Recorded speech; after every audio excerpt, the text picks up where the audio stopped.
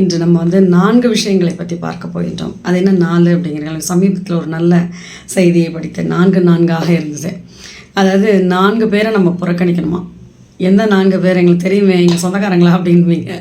அது என்னென்னா ஜென்ரலைஸ்டாக 4 பேர். என்ன தெரியுமா, முதல் ஆள் நமக்கெல்லாம் பிடிக்காது தான் சோம்பேறி. அடுத்தது ரொம்ப மடையனாக இருக்கிறது. அடுத்தது சுயநலவக்காரனாக இருக்கின்றது. சோம்பேறித்தனமாக இல்லை, கொஞ்ச நாள் படுத்துக்கலாமா, ஏங்க அங்கெல்லாம் போகிறீங்க அப்படின்னா கண்டிப்பாக அவர்களை கண்டிப்பாக அவாய்ட் பண்ணோம். ஸோ சுயநலக்காரன், சோம்பேறி, ஒரு முட்டாள்தனமாக நடந்துப்பது, ப்ரெசன்ஸ் ஆஃப் மைண்ட் இல்லாமல் எந்த இடத்துல எப்படி நடந்துக்கணும் தெரியலையா, அவங்களெல்லாம் அப்படியே ஓரமாக ஒதுக்கிடுங்க. 4 பேர்கிட்ட ஃப்ரெண்ட்ஷிப்பே வச்சுக்கூடாதான். பொய் பேசுகிறவன், துரோகம் பண்ணுறவன், பொறாமை பிடிச்சவன், அப்புறம் நான் தாங்கிற மம்மதை பிடிச்சவன், அவங்க 4 பேர்கிட்ட ஃப்ரெண்ட்ஷிப்பே வச்சக்கூடாது. 4 பேர்கிட்ட தயவு செய்து கடினமாக நடந்து கொள்ளாதீர்கள். அனாதையாக இருக்கின்றவர்கள், ஏழைகள், வயது முதிர்ந்தவர்கள், நோயாளிகள், சரியா. 4 பேர்கிட்ட அதாவது கொடுக்காத, எல்லாத்தையும் அப்படியே எடுத்து கொடுக்காத. மனைவி, பிள்ளைகள், குடும்பம், வேலை பண்ணுறவங்க, அவங்கெல்லாம் அது அது அனுபவத்தில் தெரியும் அது என்னென்னு. 4 விஷயங்களை ஆபரணமாக நம்ம அனுபவிச்சுக்கிறோம். நம்ம பெருசாக நம்ம கம்மல் இதெல்லாம் போட்டுக்கிறோம் இல்லையா, ஆனால் உண்மையான ஆபரணமாக நம்ம பெண்களுக்கு புன்னகை தான் ஆபரணம், யார் இல்லைன்னா. அது இல்லாமல் அதாவது பொறுமை, சாந்தம், அறிவு, அன்பு. பொறுமையாக இருக்கிறது, சாந்தமாக இருக்கிறது, அறிவாக இருக்கிறது, அன்போடு இருக்கிறது.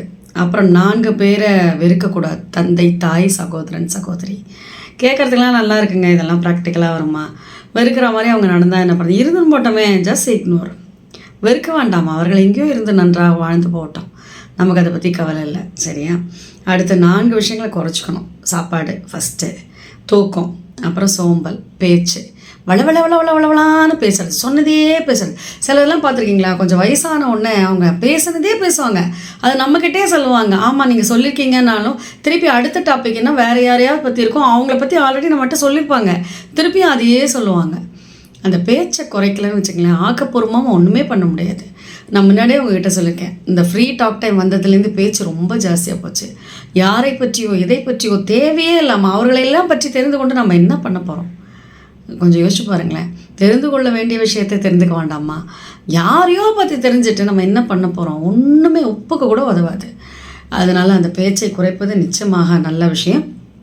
அடுத்தது 4 பேர்கிட்ட சேர்ந்து இருக்கணும். இருக்காதீங்களா, யார் கூட சேர்க்கணும், உள்ளம் சுத்தமாக மன தூய்மையோடு இருப்பவர்கள் கூட சேர்ந்துருக்கணும். வாக்கை நிறைவேற்றணும், சொன்னதான் அதை நிறைவேற்றுகிறேன் அவர்கள் கூட, கண்ணியமானவர் இருக்கவர்கள் கூட, உண்மையாக இருப்பவர்கள் கூட. அப்புறம் 4 விஷயத்தை டெய்லி பண்ணணும். தியானம், நூல் படிக்கிறது, உடற்பயிற்சி, சேவை செய்வது, சரியா. ராதே கிருஷ்ணா.